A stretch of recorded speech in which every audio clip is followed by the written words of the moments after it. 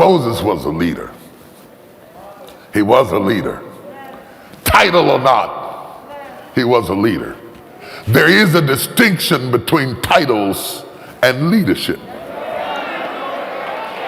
There's nothing worse than calling somebody by a title and them not be the leader that matches up with the title.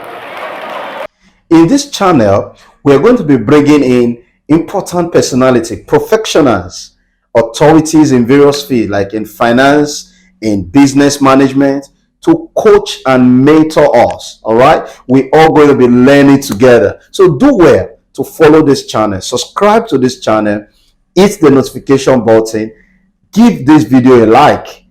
All right, let's go back to this video. Now, to be sure, to be a leader is a difficult thing because the expectations rest on you. And the expectations rest on you whether it was your fault or not. They expect you to fix things that are unfixable, change things that are beyond your grasp. Moses is wrestling with a problem that he did not create, and he could not fix, but they charged him as if it was his fault. So you cannot be sensitive and be a leader.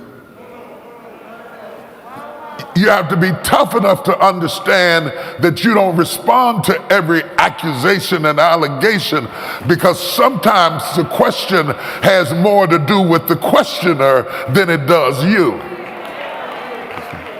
You're the one that's frustrated. You're the one that's at the end of your rope. And they're complaining about being thirsty.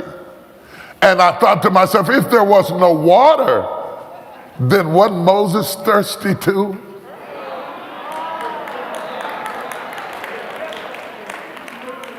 But we often forget that our leaders are also one of us.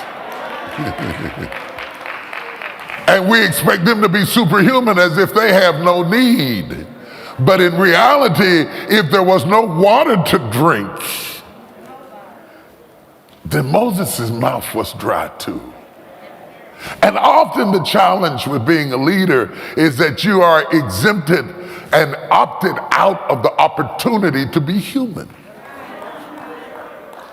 Moses is one of my heroes, not because he was the perfect leader, but he was a powerful leader. He was a relentless leader. He had found the thing he was born to do. And he didn't find it at first. It takes a while to find the thing you were born to do. Most of the time you end up doing the things you have to do, not really recognizing the thing you were born to do. And then when you find the thing that you're born to do, you have to figure out how you're going to do it.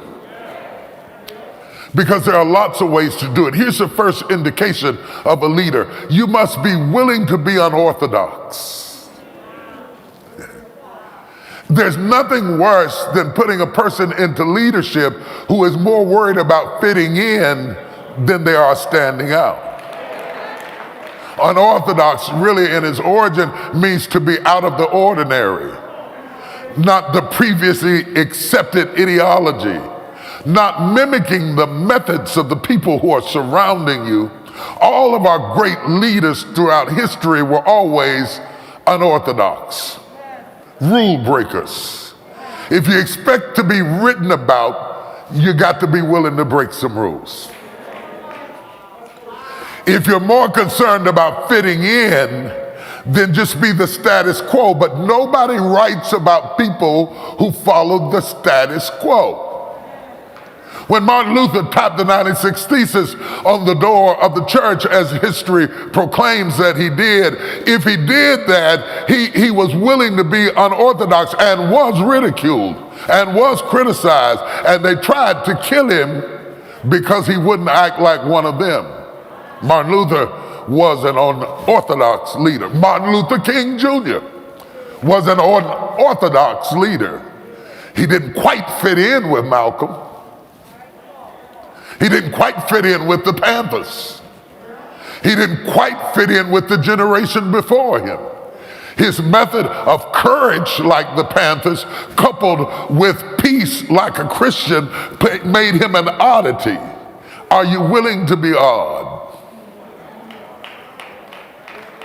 Are you willing to be different? Nobody follows people who follow trends.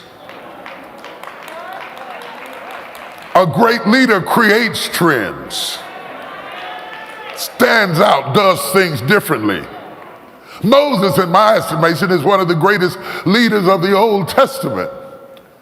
He follows after the patriarchs, Abraham, Isaac, and Jacob.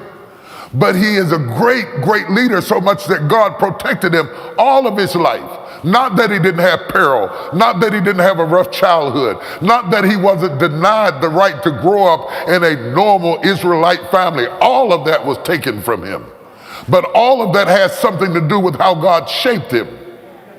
He grew up where he was a misfit. He couldn't quite fit in as an Israelite or a Hebrew because he was raised like an Egyptian. And he talked like an Egyptian. And he was educated like an Egyptian. And he understood the protocol of an Egyptian. He had never woken up a day in his adult life living in a slave quarter. And yet he is called to lead people that he's kin to, but he's not their kind. He couldn't stay with the people that he was their kind because he wasn't their kin. And so one of the proclivities of being a leader is to have the ability to adapt and become comfortable with being controversial. It isn't just that he is the pastorpreneur of the era, though he was. Moses is the leader of the Old Testament church. The very first inkling of an understanding of the church comes through the ecclesia, the called out ones. They were called out of slavery to establish not only the Old Testament church, of which he is the shepherd of the sheep, leading them. He is also the head of state when it comes to organizing a nation of people that were once slaves. And they have cried out to God for their freedom, and Moses has come to deliver them from the oppression of Pharaoh, but he was delivering people that didn't always like him. And if you have too much of a need to be liked, you can't be a great leader because you're too much of a pleaser. I'm just giving you some guidelines. If it becomes more important to you to be liked than it is to lead, you're probably not a leader. You just have a title and you're in a tough position because something you do is going to frustrate somebody no matter which decision you make. Can I go deeper? Now, the metrics of leadership is movement. You can't say you're a leader if you don't have any metrics to prove you are moving things. So don't go by the title and don't just go by the preaching. How much difference are you making, and how do you quantify the distance between with you and without you? And if without you looks just like with you, then you're not a leader, you're a placeholder. So do well to follow this channel, subscribe to this channel, hit the notification button, give this video a like. All right, let's go back to this video. That's number one. Natural leadership authorities, people that are naturally, leaders, they just flow. Number two is positional. And this positional authority, you also remember that when we're talking about the levels of leadership, we spoke about the first level of leadership, which is people that are leaders as a result of a title or a position that has been given to them. So now, positional leadership comes with a title or position. It comes with what? A title or position. A title or position. So when someone is a positional leader, is because when you put them in a position, They have authority that comes with that position, and they just flow. They lead. They lead. And there are people that when they get into a position, because of the fact that they have been put in that position, they don't want to betray the trust that has been given to them. They don't want to disappoint the people that put them in that position. Automatically, they just take charge and they begin to lead. So it comes as a result of the title that people are given or a position that people are given. So you find out that no matter what, everybody can lead. Everybody should lead. So you don't have any excuse not to be a leader. And like I've said over and over again, it begins with the ability to lead yourself. Personal leadership. So I'm saying again, go to our Facebook at CBC Nigeria on Facebook and go and get this, go and listen to the series on the power of personal leadership. The power of personal leadership. Number 3, authority that comes through knowledge. Authority that comes through knowledge. So there are people that are leaders as a result of the knowledge that they have. Knowing more than others give you an edge. The reason why your teacher or your lecturer is the one lecturing and teaching and you are sitting down as a student paying school fees is simple. He knows what you do not know. That lecturer knows what you do not know. And because the lecturer knows what you do not know, you sit down and you listen and you defer to them because they are knowledgeable. So these are leadership that comes as a result of knowledge. And that's why I keep saying if you are not informed, you'll be deformed. If you are not inspired, you will expire. If you are not updated, you'll be outdated.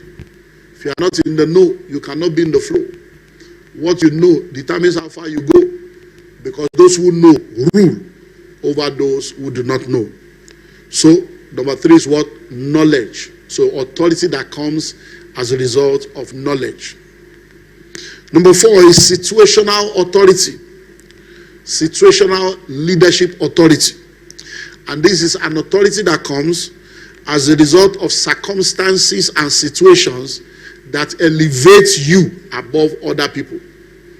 Situation and circumstances that elevate you above other people. So for instance, when a car has an issue, the mechanic becomes the leader. Everybody bows.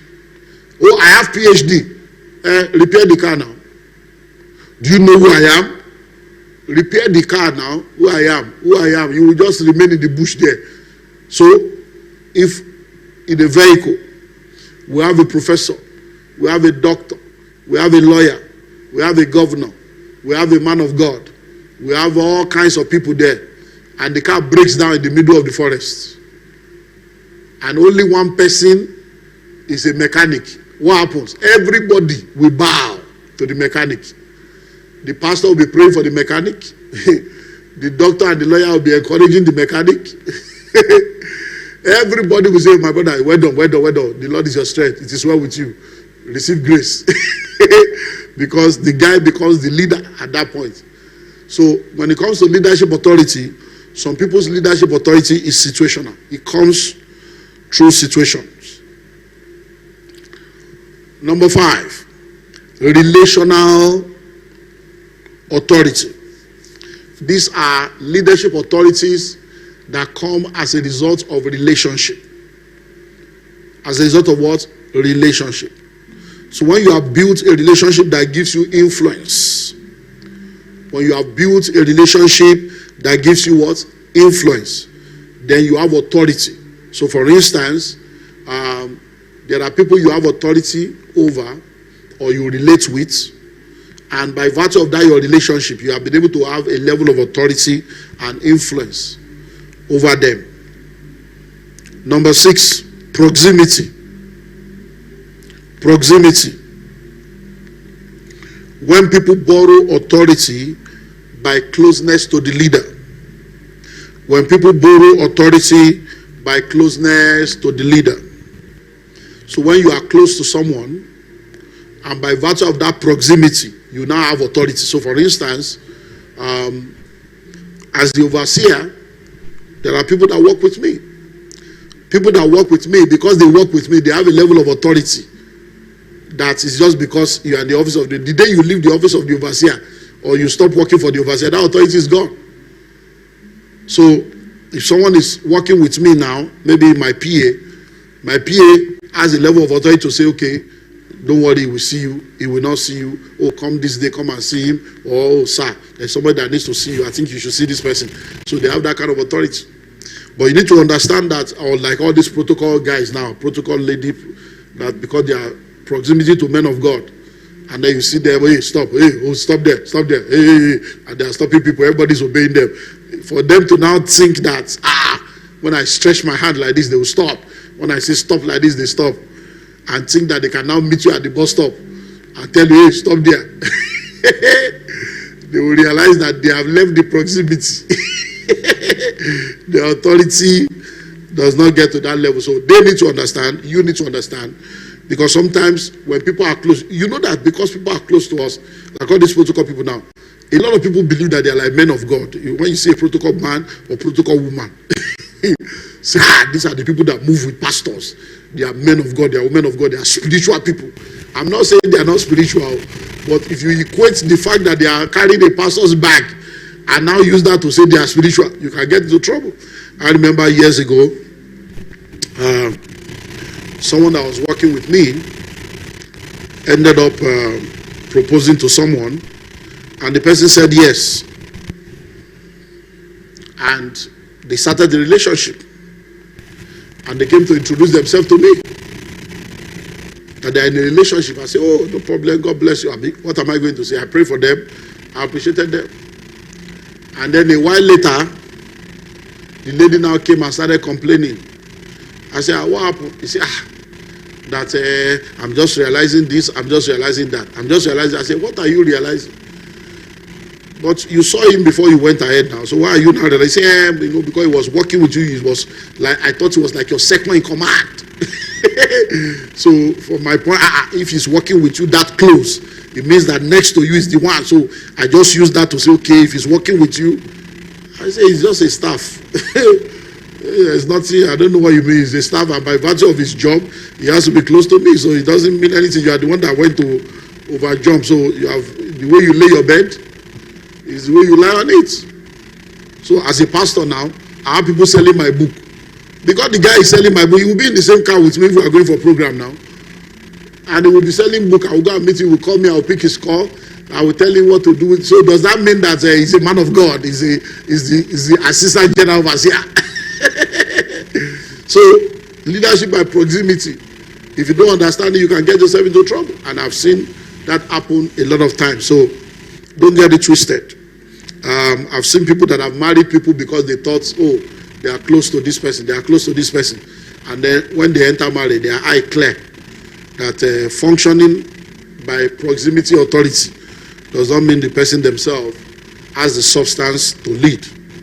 Number 7, success. Authority as a result of success. When your success gives you credibility. When your success gives you credibility.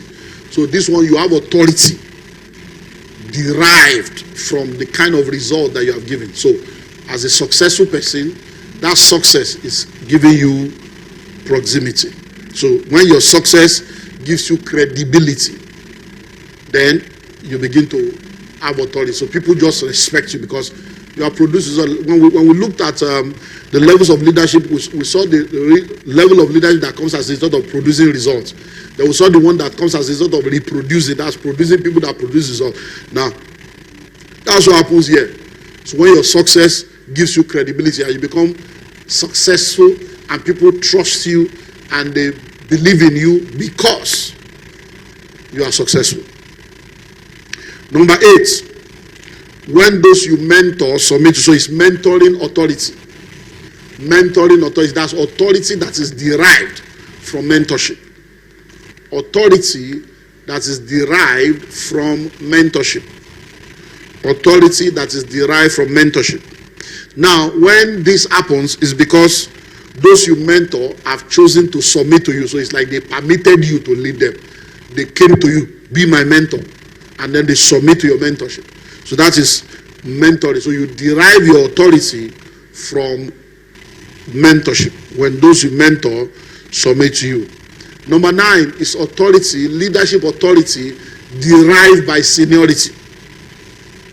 Leadership authority that is derived by seniority. Leadership authority that is derived by seniority. So you are a leader as a result of being the senior person. So it's first come, first served. So first come privileges, like elders in a culture, like firstborn in a family, like the first person to be employed in an organization. So if someone is employed in an organization and 2 years later they employ you, the person is your senior because they have been employed before you. So they have authority as a result of seniority. When you are in a family, there is firstborn, secondborn, thirdborn, fourthborn. Firstborn has authority. Why? Seniority. When you go into a culture, the elders, they have authority. Why? Seniority. So these are leadership authority derived from seniority. So you need to understand all this leadership authority so that when someone is speaking, you are able to understand where does this person get this authority. So if you don't know how to decode where authority comes from, you might get into trouble. Yeah, you might get into trouble. So do well to follow this channel, subscribe to this channel, hit the notification button, give this video a like. All right, let's go back to this video. Invite a father of the faith to be a part of, to invite him to come to speak here. And there are some principles I live by, and I just believe that, look, I don't stress over things. If God wants it to happen, he will make it happen. And anything that involves too much stress, then just leave it. In God's time, he will perfect it. So everything worked out. We went, and the door opened. The man, and then we discussed. And when we finished all the discussion, he said, all these things that I have said now, this date I've given you, this, that, go to this person's office. She's the one that has all my calendar. She's the one that determines where I go to, where I don't go to, because I don't remember dates. Sometimes I mix dates together. But when you get there, tell her that I said whatever program is in this place, she should shift it and put your own there. So we're going. We met somebody on the road, just from upstairs to the woman's office. Say, how are you? Have you seen Papa? I say, he's giving me. I say, he has given us this. Say, but he's so and so there. He said, no. Say, she's the one that will determine whatever Papa has told you. Go and make that girl. She's the one that fits calendar. If she might say, I say, no, they already told us. On going again, we met her coming, moving towards the Papa's office. So we say, we are coming to see. Say, yeah, where are you? I told you, say, okay. I said, we have spoken to him. He said, no, it's not possible. This church, she was giving us the calendar of Ed. There is not available this month, that month is here. I said, yeah, he already told us. And he told us to tell you that anything that is there, clear it and put our own there. So now, where did she derive her authority from? She derived her authority from the man empowering her to say, anything I tell anybody, until you agree and it enters that book, is not to, because you are the one, so that I will not go and double book. So we know where our authority is coming from. I give you another example. I went to speak somewhere, and then there was this lady that was just everywhere, scattering things, taking charge of everything.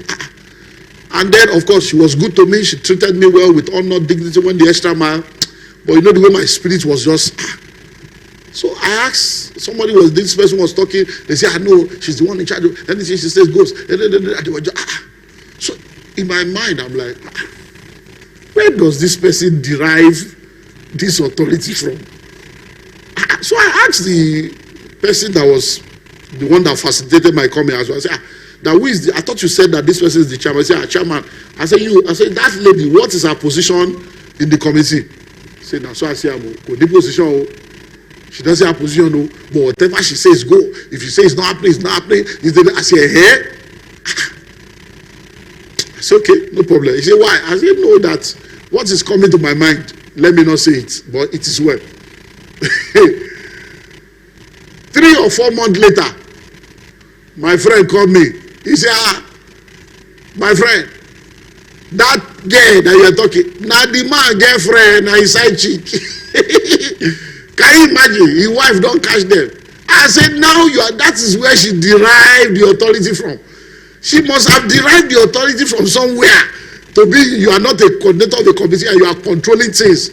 Because she's the one that determines who they pay, who they don't pay, what they pay this, what they don't pay this. She was in charge of the purse because she was the side chick. That's where she got her authority from. So all these things we are sharing now are what? Leadership authority. So when people have authority, find out where did they derive that authority from. So when somebody is speaking from seniority, you just keep quiet. Now in the firstborn, even if he's a foolish man, make it talk with him one touch. Even a firstborn. Now senior, now manager, and they will meet them here. Don't argue because you know that the authority ends there. He can't come and meet you in your house and tell you what to do. When you understand that this one is situation and circumstances, car don't spoil. Mechanics say, oh yeah, oga, on it, off it, press brake, reverse, gear. You say, hey, don't talk to me like that. You better submit. Because situation na mechanical, if he abandon you there, you are your own inside the forest. So when you understand where people derive their authority from, it will help you to know how to relate with them so that you will not get into trouble. And then finally, number 10, divine authority. Divine authority. Authority that is derived. Authority that is derived as a result of divine endowment. When God calls, equips, anoints, and positions somebody for leadership. When God calls, equips, anoints, and positions someone for leadership. And that is why when you look at the ministry of Jesus, they were trying to connect his authority to different things. And it was so funny. And Jesus was like, are you guys all right? He said, oh, it's from Beelzebub, it's from this, it's from that. And Jesus can say, look, every sin that a man sin is pardonable. Sin against God, we pardon you. Sin against me, we pardon you. But a sin against the Holy Ghost, to see clearly that this is the move of God and to claim that it is the move of the devil, that one, no forgiveness, so is the unpardonable sin. Why? Because they were trying to change the source of his authority. So authority is derived. And once you're able to understand the source of the authority, it helps you to know what to do with that authority. So that's why, look, for instance, in a church like this now, when you go to the house fellowship as a member of this church, whosoever you see in that house fellowship as a coordinator, whether they are dressing well or not, now wear, that's not your business. Whether they are young or short, tall or young or old, tall or short, slim or fat, male or female, anybody you see in that house fellowship is deriving their authority from this pulpit. When you go into a department and someone is a coordinator, you cannot say, I honor my overseer, I respect my father in the Lord, my senior pastor, and then you are dishonoring an house fellowship coordinator. No. You are dishonoring the departmental coordinator. No. They derive their authority from this altar. As a man of God, as a father, I derive my authority from God. So Jesus Christ says the head of what? Of the church is Christ. So everyone should understand the source of their authority. So when you understand the source of authority, where the authority is derived from, it will help you. So let's run through it again so that you can now think through it as we close for today. So kinds of leadership authority. That means where is the authority derived from? So when somebody is a natural person, it's okay. Now in nature, that's his nature. So you know that he's naturally always like that. He wants to take charge. When he's positioned, I say, he's the manager, he's the manager, he's the manager, he's the manager. So you respect it because he derived it from the position he has. The guy knows what he's talking about. He knows it. The guy is a guru. He knows. He's very intelligent. He can solve the problem, but he knows. That's from knowledge. There's situation. In this situation, he's the only one that can help us. He's the only one that can help us. So they say somebody is a surgeon, and he's the only surgeon that can solve your medical problem. You now say, I don't want. He's a polygamist. He has 3 wives. What it concern you with how many wives he gets?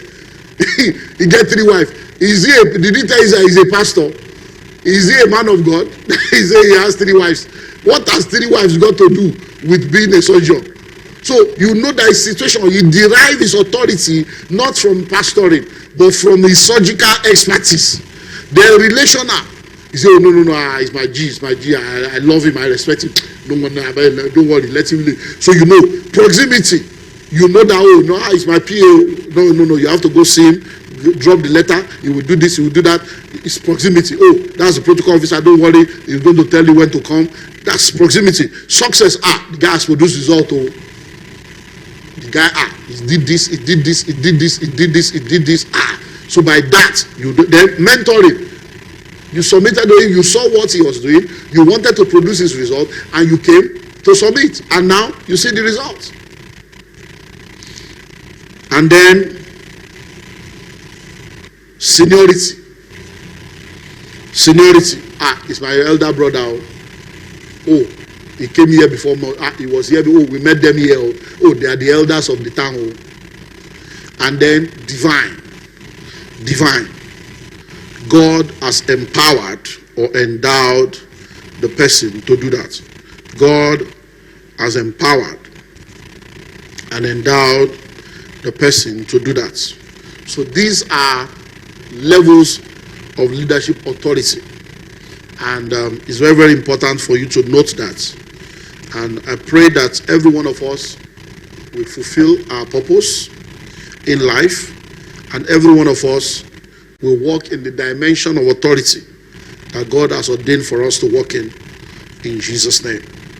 We do well to subscribe, hit the notification button, yes, that particular notification button, so that when we upload any content on this channel, Emmanuel Inspire TV, you will be one of the first persons that will be watching it.